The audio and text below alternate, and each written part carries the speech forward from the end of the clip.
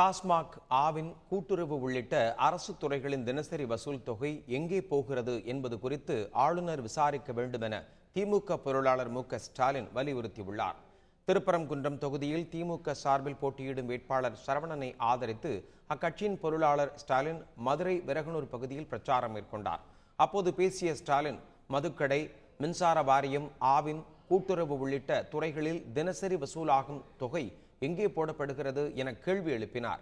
இது தொடர்பாக மாநில ஆளுநர் விசாரணை நடத்தி உரிய நடவடிக்கை எடுக்க வேண்டும் என அவர் கேட்டுக்கொண்டார். அதேபோல் பொதுத்துறை நிறுவனங்களின் இதுவரை எவ்வளவு தொகை டெபாசிட் செய்துள்ளது என்பது குறித்த விவரங்களை ரிசர்வ் வங்கி வெளிப்படையாக அறிவிக்க வேண்டும் எனவும் ஸ்டாலின் வலியுறுத்தியுள்ளார்.